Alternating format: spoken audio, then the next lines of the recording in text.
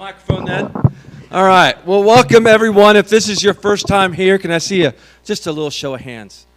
Come on. That's awesome. Awesome. Okay, we're going to do something that we do all the time for those that have been here before. I want to hear it from the Army. Come on, Army. All right. All right. Now you got it. Marine Corps. Woo! Navy.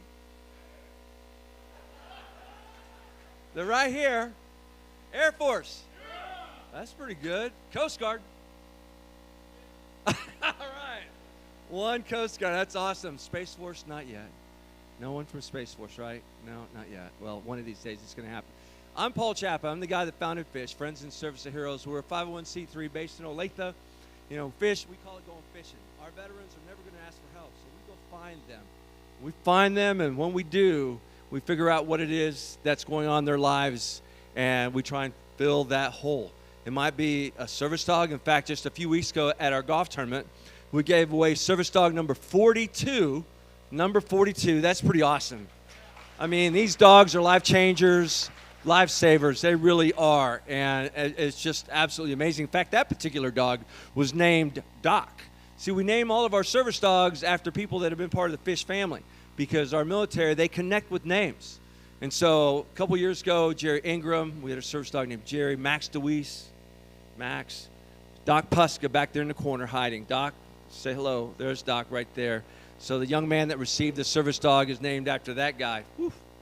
Anyway, but so a lot of mobility chairs. FISH started out by feeding our troops. So I'm in the grocery industry, so we still feed our troops all over the country. We've helped stand up a couple food pantries at Fort Riley, Fort Leavenworth, and Fort Leonard Wood. And so that's pretty cool. And, you know, we're so glad that you guys are here. We're pretty excited about having our sheriff here talk about his military service, but also want to ask a couple of our guys to come up and say a few words because we just had a couple of events, and I mentioned the golf tournament. The last month we talked about that. We showed some pictures. But, guys, we had the biggest golf tournament we ever had, ever. You know, there's no salaries with FISH. No one gets paid. So what comes in goes right back out to serve our troops. We raised $40,000. That was the biggest golf tournament we ever had. Really, really excited. And I'm also excited that, you know, we've been for 11 years having the golf tournament held in Baser, Kansas. Love Baser.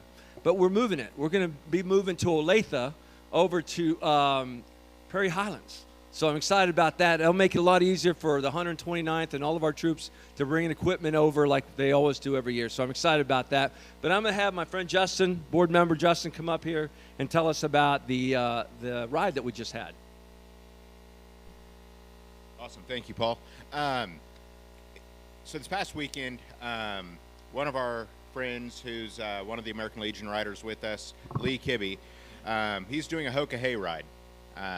If you aren't familiar with that, the Hoka Hay Motorcycle Challenge is a 14-day motorcycle challenge where they start in Key West, Florida, and they make their way to Homer, Alaska. There are some rules with that. So it's over 10,000 miles, but after you factor in everything about, you know, coming from Kansas down to Key West and then Homer, Alaska, back home to Olathe, you're looking at about at least 15,000 miles. No GPS, no speeding. If you get any tickets, you're automatically disqualified. You have to sleep with your bicycle. So no hotels, no nothing. If you break down, you're out, and you are GPS monitored. So they have the trackers on the bikes so they can see if they're speeding, if they're diverging from any route. So it's basically it's a mental game. I mean, if your bike can make it, one. But then also it's a huge mental game. So a part of that ride that he's doing next month, we came up with kind of a charity, and he's dedicated this ride to FISH, specifically the Fill the Pantry with FISH. So a little play on words there. Because as Paul was saying, how standing up the food pantries, 24% of our active duty, FISH does so much for our veterans, but we're talking specifically active duty military here. If you're E4 or below, you're facing some form of problems, troubles, food insecurities, and that's serious. These are people that are living on base. So what we did was we came up with, the Fill the Pantry. So all of this money is being earmarked and dedicated specifically for the food pantries on all of those bases that we provide for. Just this past weekend, we put together a poker run, and we had, with the rain and the heat, wasn't a huge turnout. We tried as much as we could, but here's a quick highlight. But all in all, we raised $1,600, and with Paul's connections with in the food industry, that's $1,600 accumulated with everything else that Lee has been doing and just really spearheading. His goal is to reach $10,000 to buy food for active duty. So I put together a quick little 2.5-minute video, if you wouldn't mind entertaining me and watching it, or at least somewhat, appreciate it. And then after that, Mark's going to come up and we're going to talk about Whiteman.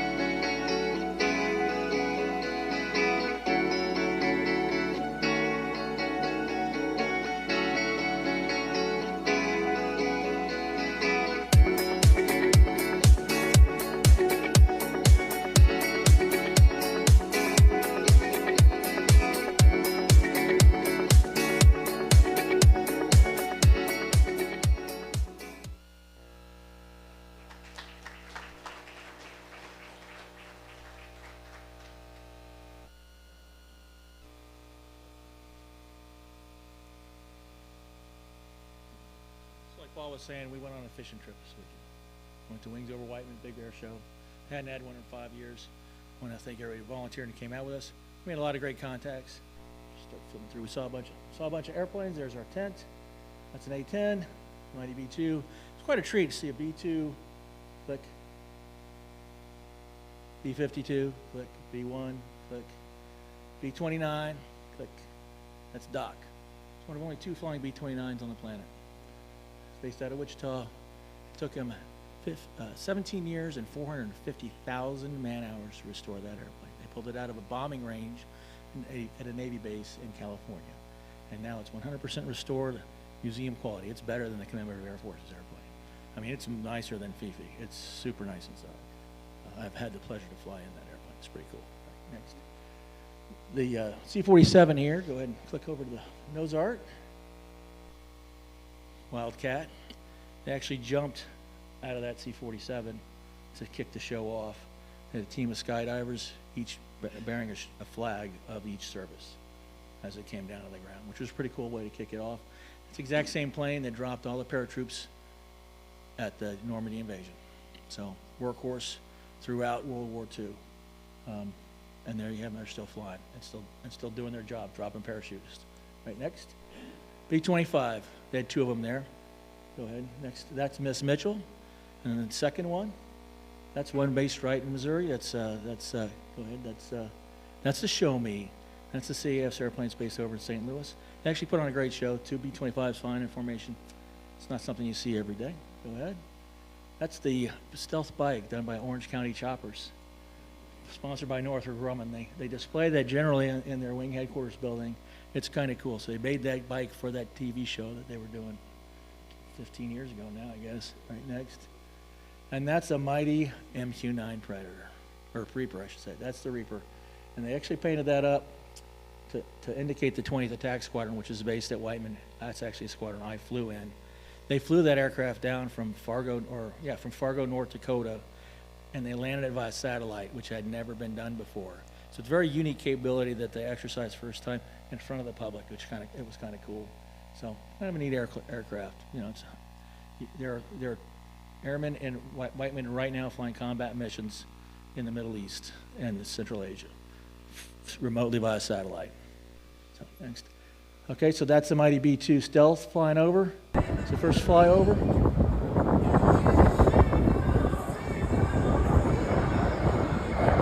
Pretty cool to see it in the air. All right, next one. That's a Stealth with a T-38 on each wing. They also did a flyby with a P-51 on each wing, and I didn't get that one, unfortunately. That's two T-38s from the Whiteman Squadron over there. And then this is the best one of all. That's a B-29 with the B-2. So America's first atomic bomber. B-29 is the type of aircraft that dropped the nuclear bombs on Japan in 1945. And the B-2 is the latest atomic bomber. It's only 35 years old, but they're going to replace that with the B-21 here shortly. But pretty cool to see the two of those things. It's the beginning and end of our nuclear bombing deterrent in the air flying together. And that was not a planned overflight. That's something they did. They got together. Hey, why don't we just fly these two together? So that was kind of a cool thing. So we set up our table. We made a lot of good contacts out of there. Actually got two good candidates for service dogs. Got some people who need help.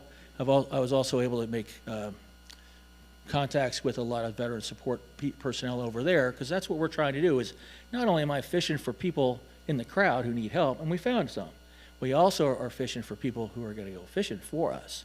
So I made good contacts with the ESGR from the state of Missouri, for the Veteran Support Services at the university over in Warrensburg, and Chief's Council right on the base. So I went and talked to, and in fact, I talked to the chief of the airmen we flew home for Christmas last December. And he was absolutely super grateful for what we did for those two airmen. And he's right there with all the other chiefs from all the other organizations to talk it up, because a lot of guys don't know who we are. That's why we're over there getting our presence now. So again, thanks for all the support. Thanks for all the people who helped out and stood out there in the heat, because it was pretty hot Saturday and Sunday. So really appreciate your help, and we did a lot of good over there this weekend. Thanks, Warren. Going fishing, they never see us coming. In fact, I know we're going to be fishing out there once again because our Christmas party's coming up in November. Last year, year before, about 4 or 5 families we served, and the way that we do it, we just call the family up, and Santa hands them an envelope, and well, actually, Santa gives them a hug and a candy cane, and Elf Noah Gray and his wife Mary hand them an envelope. Inside there's between $500 and $1,500. Is that about it? So I think we gave away $40,000 last year. Crazy, huh? Almost $45,000. Unbelievable. So anyway, I also have a friend in the audience over here. Okay, my friend Michelle with Senator Moran's office. What's going on? What's the senator up to these days for our troops?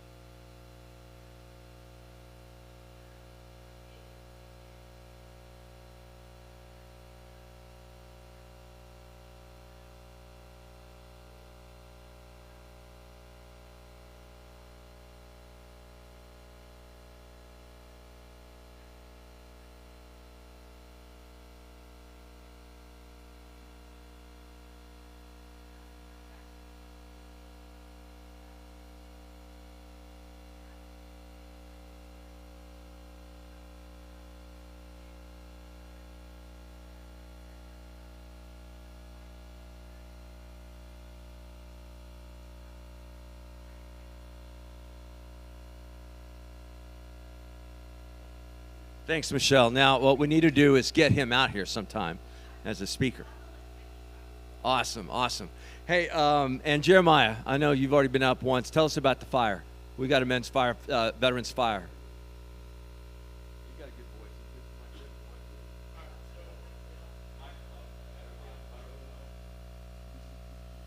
All right, so the third Wednesday of every month, we started a Fish Fireside 180 Veterans Group. It's basically just a safe place for veterans to come and get issues that they're having off their chests, and it is a faith-based group. We like to find scriptures in the Bible and devotions to try to help, whatever the issue is at hand. There's only two questions that we start with, and it's what is God doing in your life, and what are you doing about it?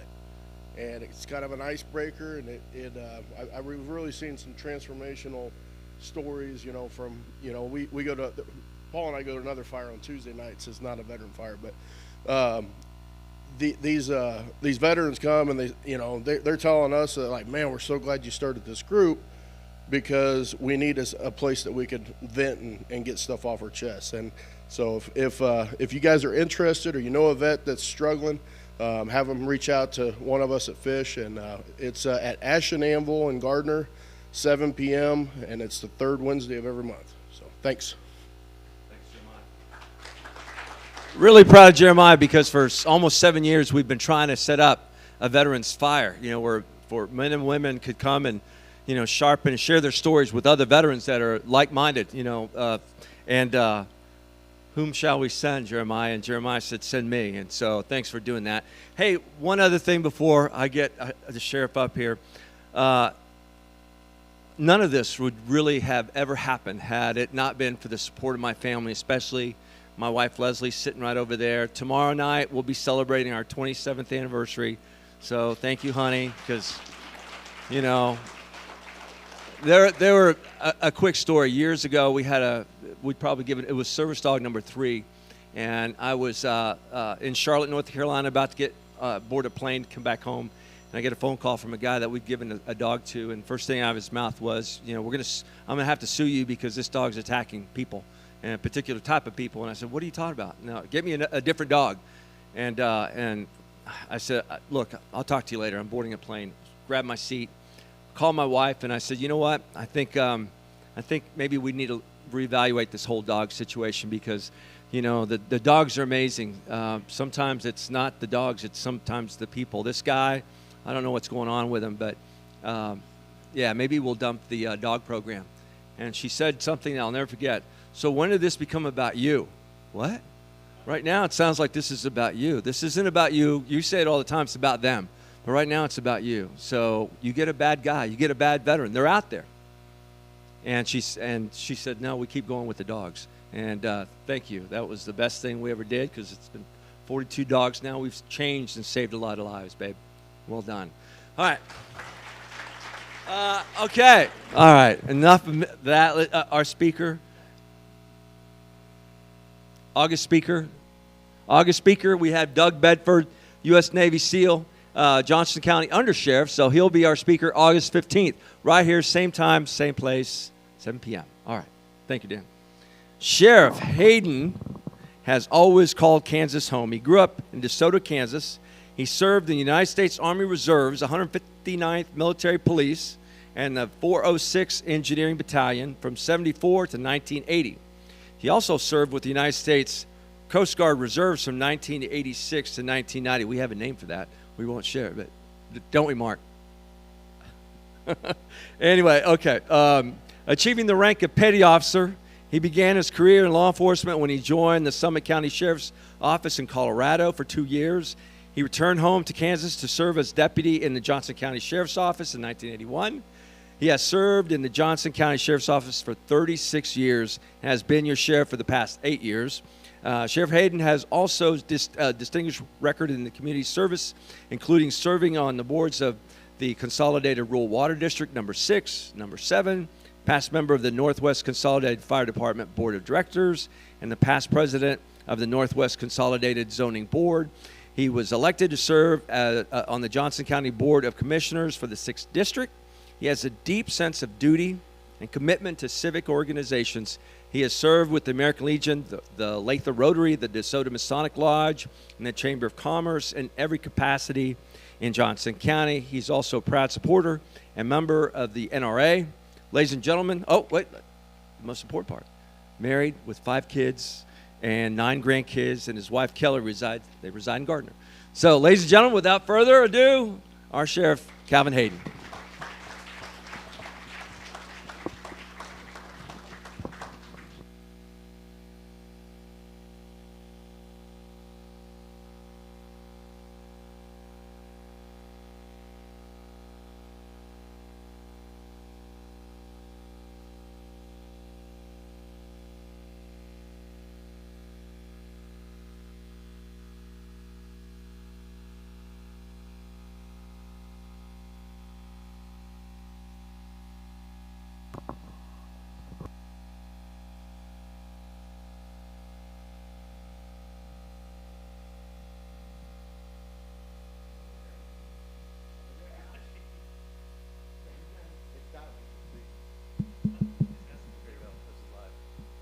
That one work? All right. Sorry, guys. You know, Paul, you said it best when you're talking about service. It's not about me. It's about you. And it's an honor for me to serve our citizens. We got 600. I got 630,000 bosses, and a wife. So it is a pretty good deal. That kid up there signed. That was basic training in Fort Knox. And I was raised by Chief Warrant 4, and my brother was a CW3. So I knew maintenance. I got signed up. I got signed up in 1974, November 12th of 1974. That was one day after my birthday. My dad knew what he was doing. I brought in 4 guys with me from high school, and we were all still in school, and we signed up because we all wanted to be cops. So we wanted to be white hats. We couldn't do it because I wasn't 6 foot tall. Back then, you had to be 6 foot tall. So I couldn't make it, so we started combat MP. So I didn't know what it looked like, what a post looked like for many, many years. I slept in a tent and ate out of a can. So every time we went out, it was, I got deployed to some really great places. Fort Leavenworth, Fort Riley. But my favorite, and I still got a little stress over this, you know, guys, I'm sorry, I got a little PTSD over Camp McCoy. A lot of beer, a lot of cheese, a lot of nurses. But I can't talk about it. So I did the Army Reserve thing for 6 years. Had a ball, good time. Ended up in a post maintenance unit. And when I left the MP unit, they called me and said, we got an E5 slot. If you want it, come on over. Well, that's when I went. I'd gone in with my brother. I went there because my dad had a slot. He was 406 up at Leavenworth. And toughest job I've had in my entire life. There's nothing like working for a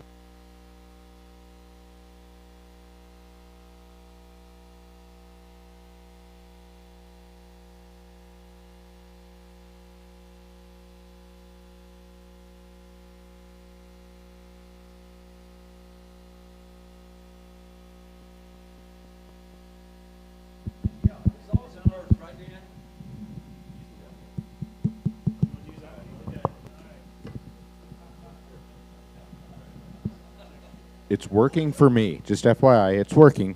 I'm going to hand it to you. Try not to break this one.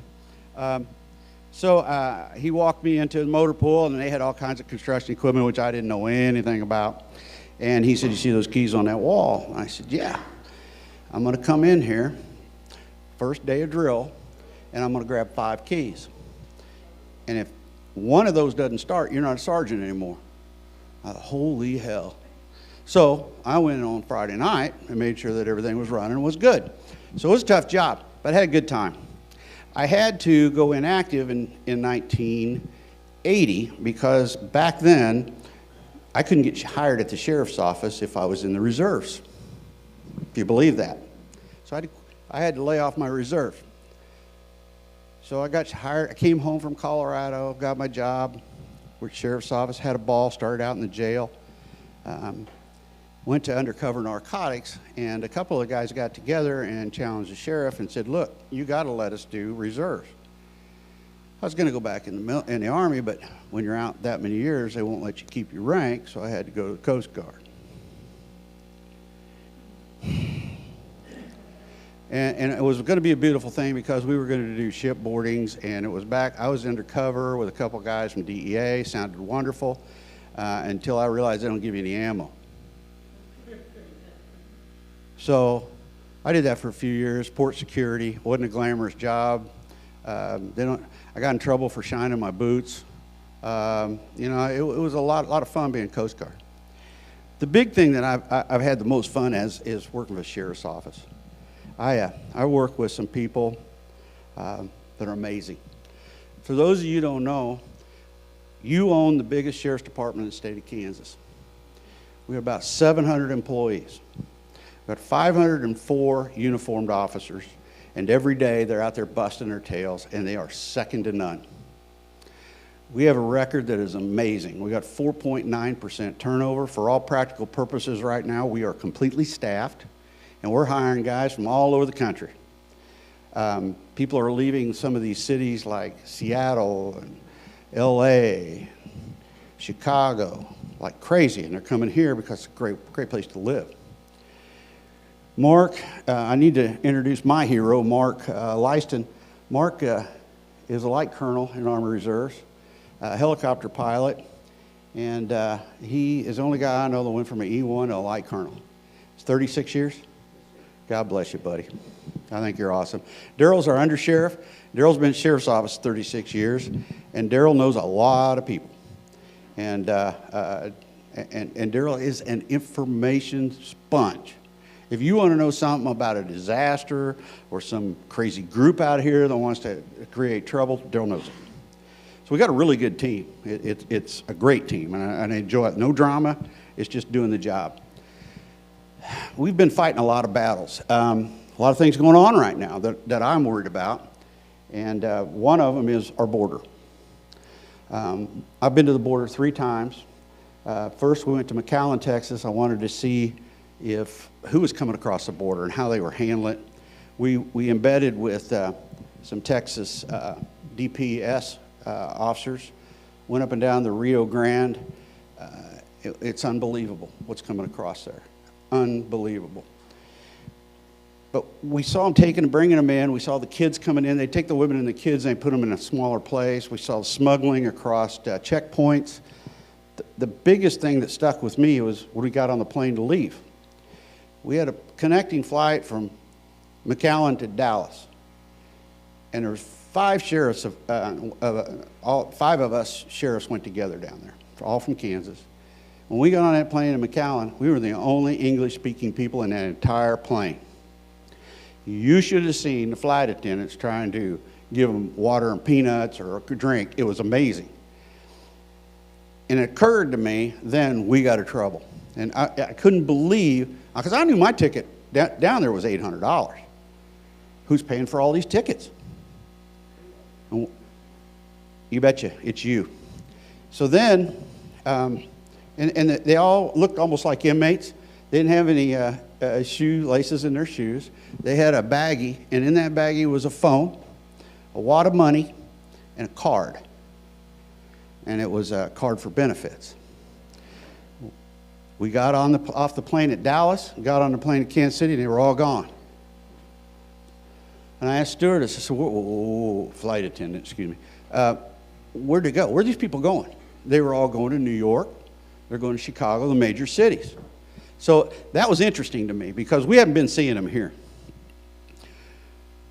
And we haven't seen any big influx of them. But I will tell you this much. In our jail today, we now have an international jail. We have about 700 inmates. 10% of them now are of foreign birth. And they're from everywhere. They're from Azerbaijan, Sudan, everywhere. A lot of domestic violence, different cultures they come in, and they're hard on their women, and we don't tolerate that here. So it's interesting. It's a cost that most people aren't seeing. So they are here, they're in our jail, and we're getting picked up one at a time. So that was a big problem. Well, then we started having fentanyl coming in everywhere. We got fentanyl, I mean, our guys are busting fentanyl bags at a time. Our dogs are working. We started our drug task force. They're working. The task force seized about $500,000 in the top of a mom's soccer van. Had the little soccer people on the back. $500,000 in cash up in the headliner. Our guys pull it out, and it was a table this long, and it had stacks of money everywhere. I've never seen so much money in my life, real money. And they ran through a counter and got it all counted up. Cartel members right here in Johnson County. They're here working. It's a great place to live. They don't have to worry about their kids, good schools, nobody's shooting at them. They love it here. They are here. So we're working them, and we're getting them off the streets as fast as we can. But this fentanyl is out of hand.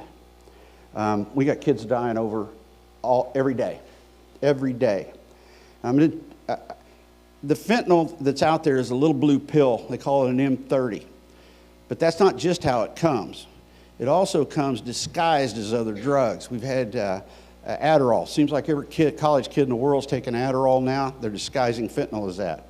They're putting it in everything they can. Just this last week, we got something called carfentanil, and it's 100 times more potent than the fentanyl.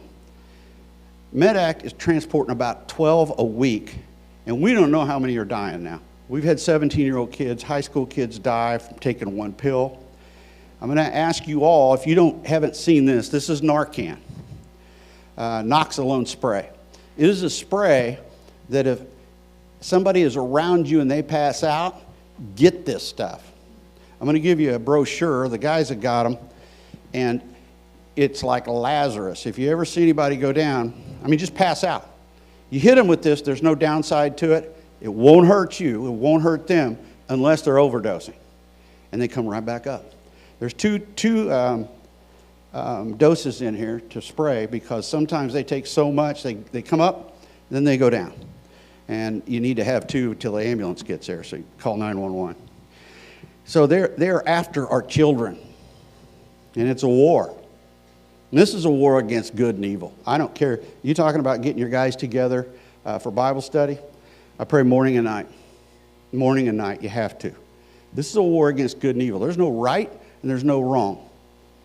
And it's unbelievable. Between human trafficking and the tragedy that's going on with these kids, our guys today are busting.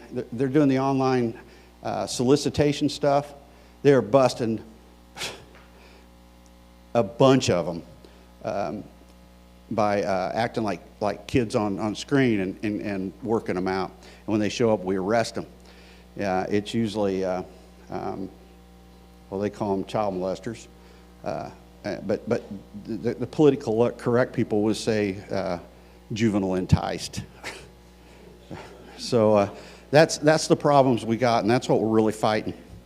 Our guys are doing a great job on that. So we've talked about Narcan.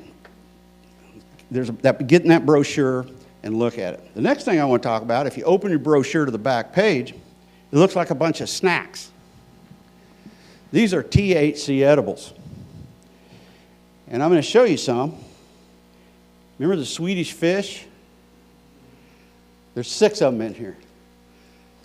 Now that you can get, as veterans, you know you can get THC in a pill. There's a FDA pill, approved pill you can get. It's 5 milligrams.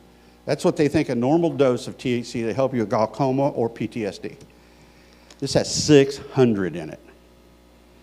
It causes, I mean, you can't eat Swedish fish, I never eat one. Well, they eat 6 of these, 600 milligrams. It puts these kids into psychosis. THC is stored in the brain. They make it to look like, let's see, high C, vitamin C, 1,000 milligrams. This one here is Fanta watermelon gummies, 600 milligrams. Are these confiscated? Yes. That's what I'm showing you is evidence that we've confiscated. First time the guys busted an edible deal, they were all proud of themselves, called me down in the squad room, and I literally thought they busted a Quick Trip. But what the heck are you guys doing? You take a step back. I said, no, it's edibles. And you guys wouldn't believe what's in there. I mean, jerky. They're putting THC in jerky. They're putting it in chocolate. They're putting it in cereal. Fruit drink drops. They're putting in that. You name it. These drinks, they're putting it in drinks. They're putting it in everything. And it's not just a little, it's a bunch. That's the road to addiction for our kids. That's what they want. And then they move on. I've been going to these drug treatment seminars. And I wouldn't say they're seminars. They are, it's over at Church of the Resurrection. It's a treatment plan. 2% of all the people that get treatment for fentanyl make it through the system. They make it through rehab. 2%. That's incredible. The precursors come from China. It's going to Mexico where it's being mixed up in these labs, you know, and they say now it's like 4 in 6 pills are deadly. And we get this carfentanil that's even worse than that. So I know, you know, I go out and talk to people all the time, and we go in these little houses, and Johnson County is heaven. Some of our yards are, and you go out and in a nice place to live, beautiful yards, and we don't see the underbelly of all this stuff going on with our kids. And we're fighting it like crazy. Every day our guys are out fighting, and they're after our children, and we got to stop that. Second thing that I found out that people are most important, we did a little polling and of citizens, what is most important to you? What can we do to help you more than anything? It was 911. How fast do you guys answer 911 calls? 95% of the time we answer the phone in 9 seconds or less. And we don't hang up on you. We keep you on the phone because if we get you on a cell phone and we lose the call, we may never get you back. 100% of the time, in 20 seconds or less, we answer the phone. So we got that 5% in there we're working on. Nobody can touch that record. Nobody. Our officers are proud of it, but there's only one reason that that's happening. You look at Kansas City, Missouri, they've got convicted felons answering their phones, and if they don't hear gunshots in the background, they're going to put you on hold. We're not doing that. We're going to get you help within 5 minutes anywhere you live in Johnson County. We think you deserve that. There's a big push by our county commission to civilianize a lot of the things we do. They want to civilianize our jail. Just look at the examples all around. Kansas City, Missouri, that jail is a dungeon. You go in there, you get beat up. They probably got a felon watching you in there. It's not good. Our jail just got inspected. The guy inspected had been inspected 28 years. And he said, in my 28 years, I've never seen a jail run like this. It's clean. It's humane. We know how to treat people. They don't treat you bad because somebody loves somebody in that jail. And I want them to leave that jail better than when they came in. We're doing mental health services in there. We're doing some medically treated addiction treatment. We just gave them iPads. So we're not just warehousing them. They can do treatment programs on these iPads. Some of you veteran guys, we're starting a veterans module. It's coming up, and I'm excited about that just for veterans. Because the trauma that they experience matters. And if they've served our country, they need to be treated a little different way I look at it. Lots of you guys out there had a lot rougher service than I did. I was lucky I didn't have to go to war and get activated as much as these kids are. It's killing me. I'm very proud of them. Mark, how many times you been activated? And it's just, and some as high as 7. So I want to treat them with the respect and the honor they've got. We are blessed to have the organization we've got. Things are going really, really well right now. Morale's good, pays up. Our guys are going to top out about $103,000 after 13 years. So I want them to live in Johnson County. You know, I want them to have a quality of life. So it's a pretty good deal. I've struggled like heck to get that money out. It was a tough battle. It was a tough battle. We ran off a finance guy. He couldn't take the stress, but we did it. So it matters. And so that's why we're hiring. We're keeping people. We're not losing them. We're just blessed. So if you guys have any questions, lay it on me. I'd be happy to answer anything.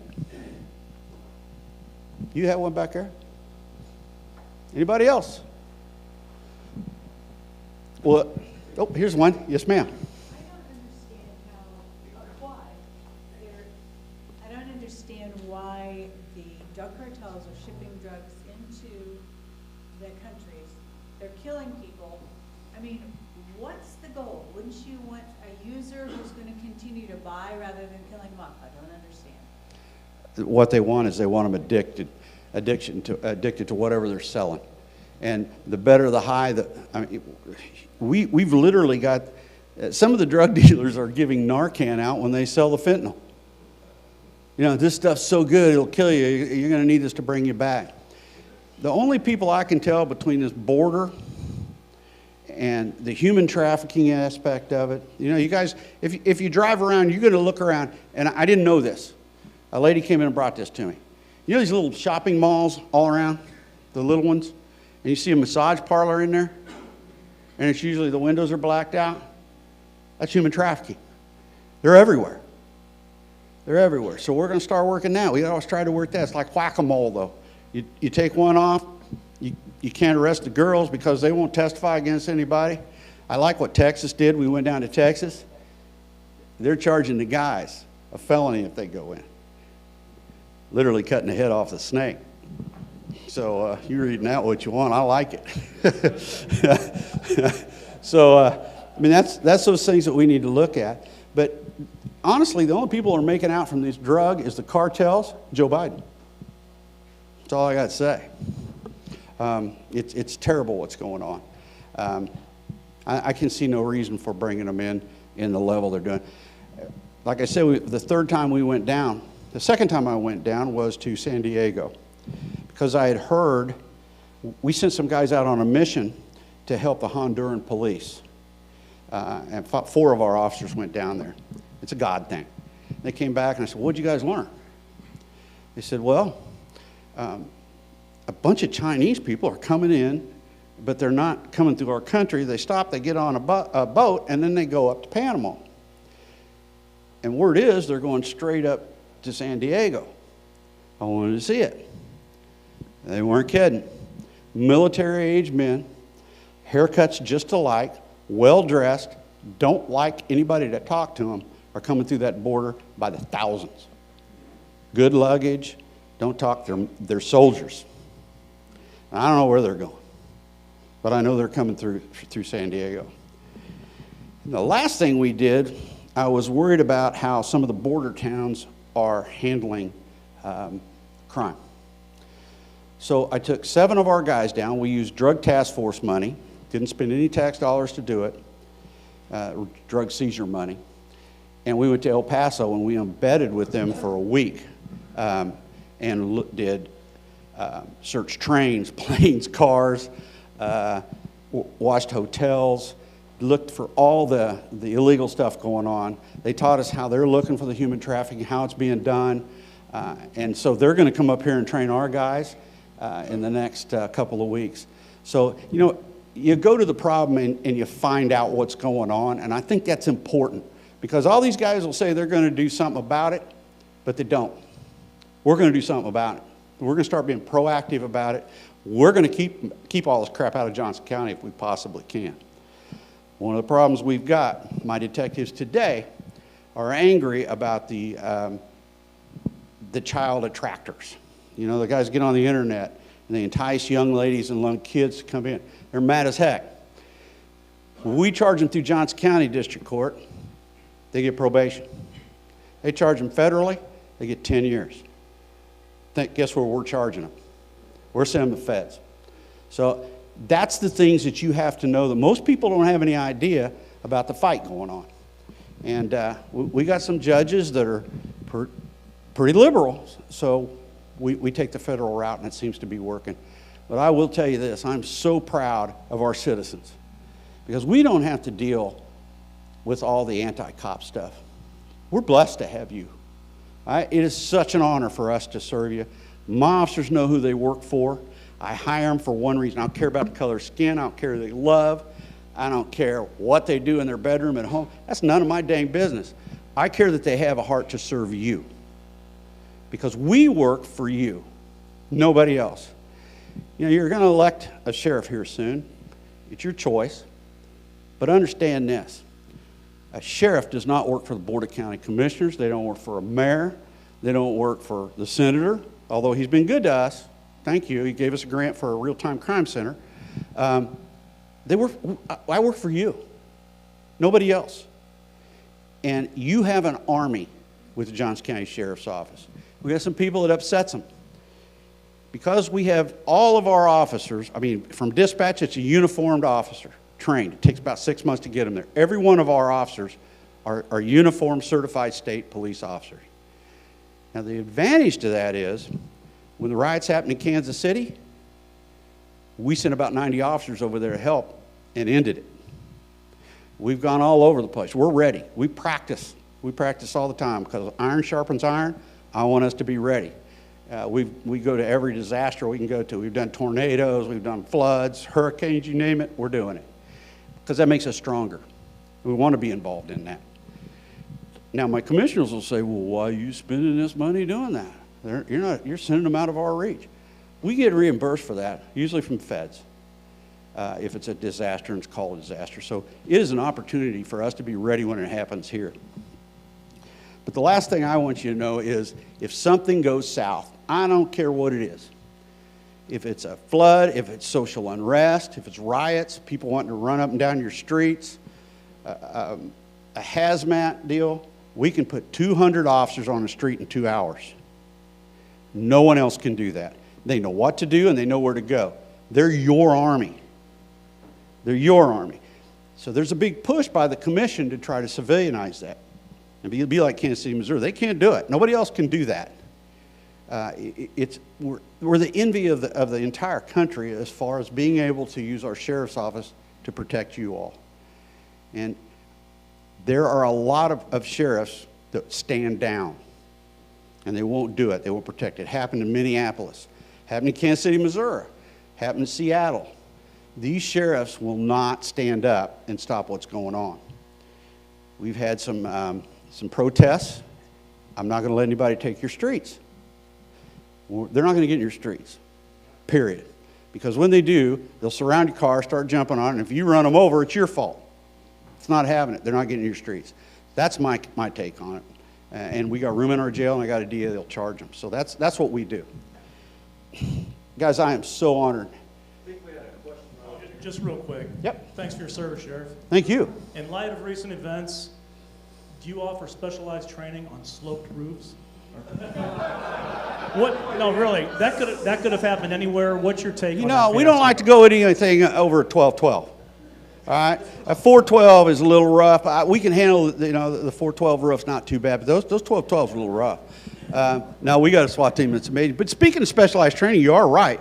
We are putting on a women's self-defense course for you ladies. My wife went through it. She's had 3 heart attacks. That's because she's married to me.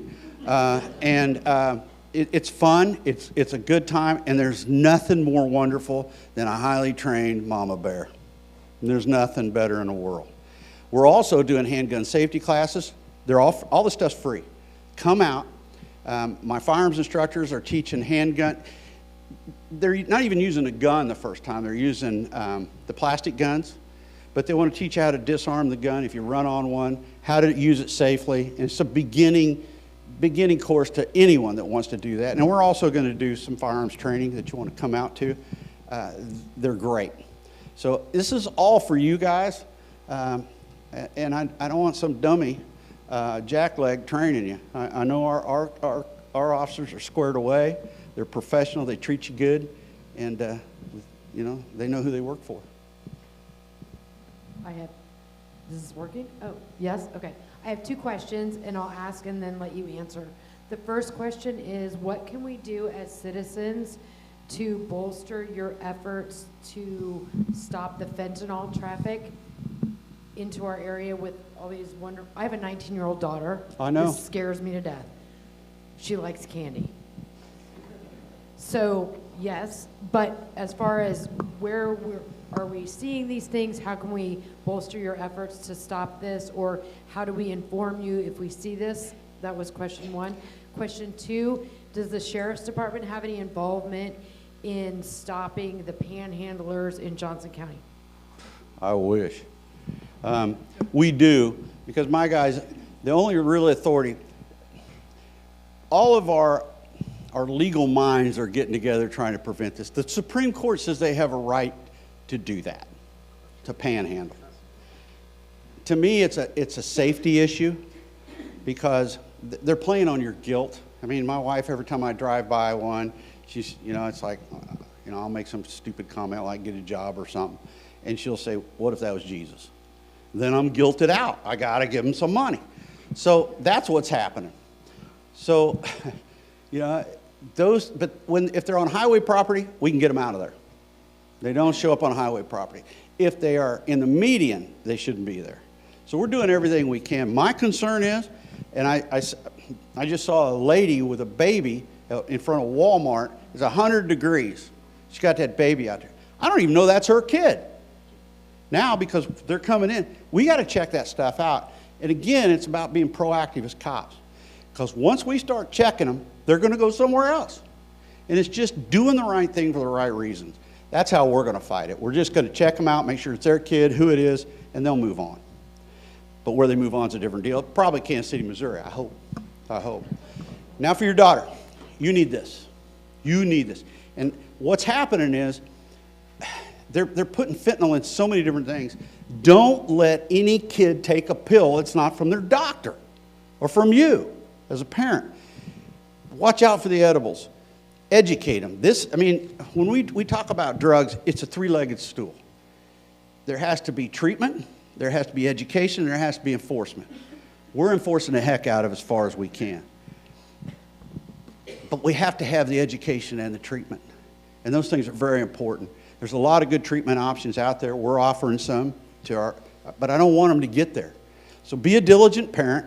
Look at that deal. Look it up online, because all this stuff, Doritos loaded with THC. It's ridiculous. So pay attention to what's going on with your kids. If you see something, call us, please. We're not out to arrest everybody, but we sure will educate. So, that's all I can do is tell you that. We're working our butts off to trying to get rid of it. If you catch it somewhere, let us know. Let us know. We're not out to arrest the whole world, but especially with kids, because they're all kids. They do stupid things. I did stupid things, you can tell. It's just keeping track of it and trying to help them best you can. Just good parenting. But that's the reason we're handing these out. Yes, ma'am.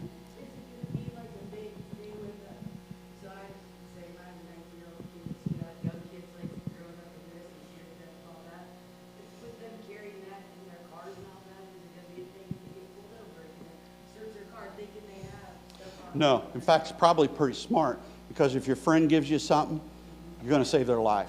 Now, there's no narcotics in this. There's nothing in here that's controlled. And there's no downside to it.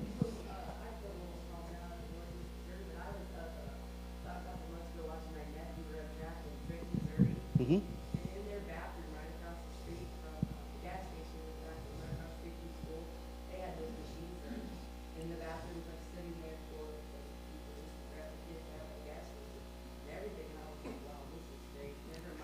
It is. You can't help them if they're dead. That's the whole purpose of this.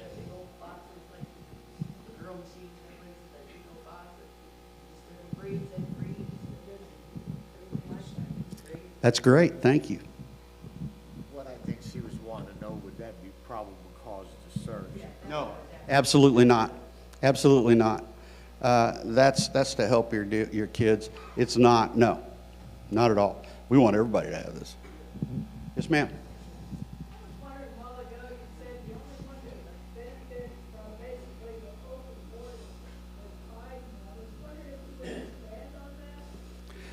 Well, I honestly, when they came over the first time, the only reason I looked at that and thought that is they had Biden T-shirts on.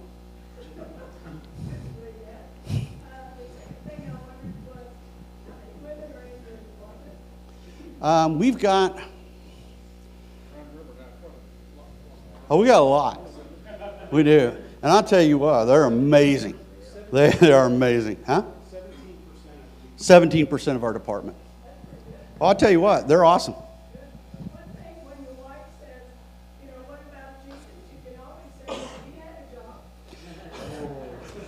He was a carpenter, yeah. She's always right, you know. Always. Yes, sir. I want to say thank you for supporting that constitutional amendment for the, I don't know if people understand the issue with how a sheriff can be appointed and then they lose constitutional rights. It's a very important issue in the United States and taking back our liberty from the overreach of the federal government and the directions that they're going. So I want to thank you for that. But I'd like to ask you a question. What are your thoughts and how do you handle if you're asked to remove guns from citizens? You know, it's kind of an interesting thing. I went to, the Kansas put up a Second Amendment Protection Act. And this act was pretty simple, I thought. I'm a gun guy, and I'm sure most of you guys are gun guys. God bless you. We need you.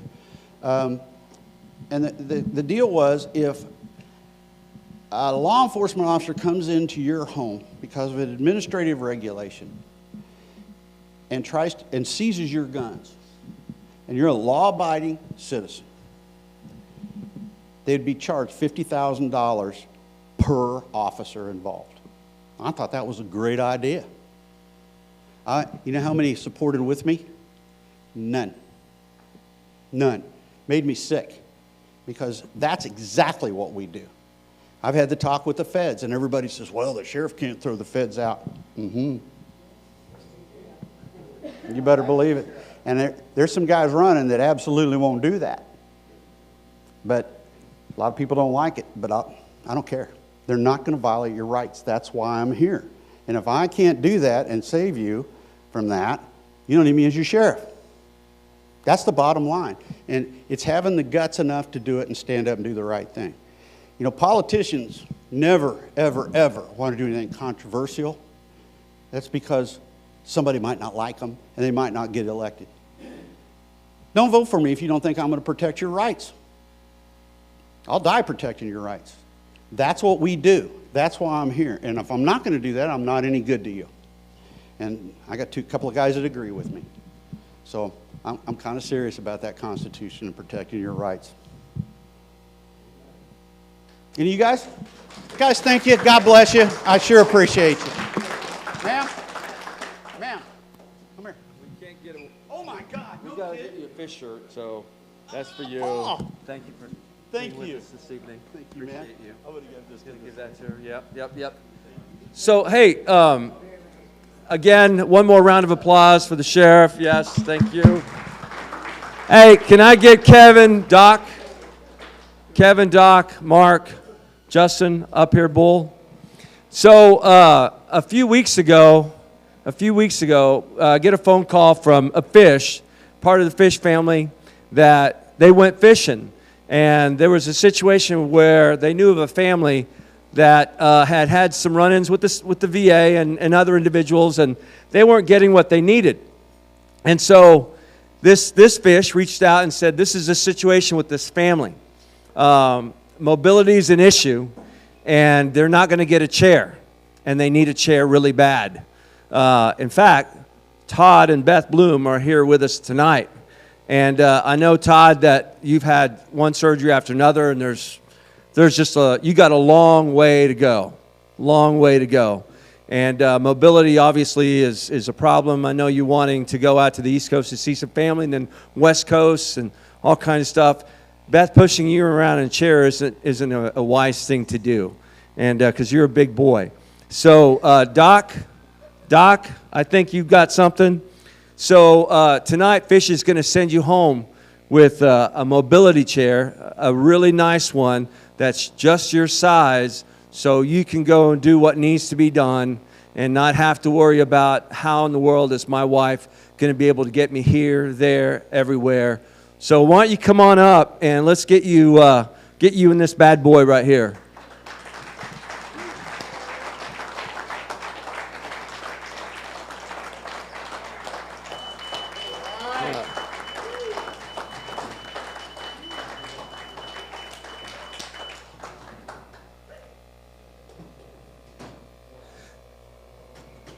I think that's just the right size, don't you, Doc?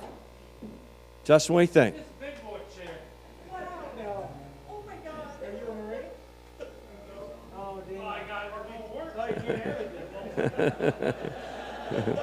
So why don't you get in there? Let's because I think you can.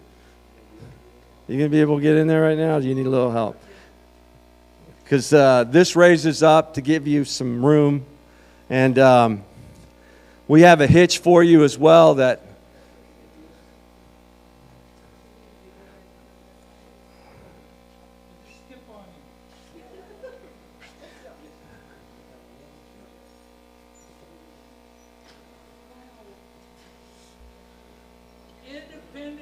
There you go. There you go. That's what it's all about.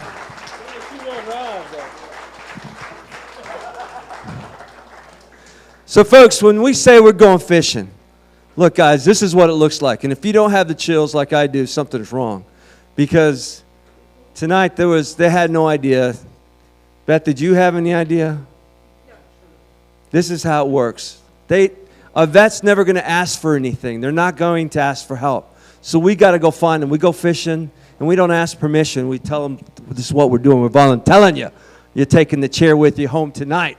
But in the event, Todd, since you weren't expecting this, I have my trailer. I can trailer it home to you. I can send it, take it home for you. But this is what fishing looks like, folks. And so, yeah, this is what it's all about. Thank you.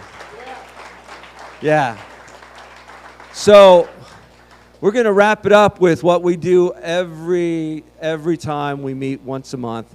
I'm going to have Justin and Jeremiah run the raffle. If you're a veteran and you've not gotten a raffle ticket, just keep your hand up so we can get you a ticket. And we're going to go from there. We're going to have a lot of fun. Thank you guys for joining us tonight. Stand fast.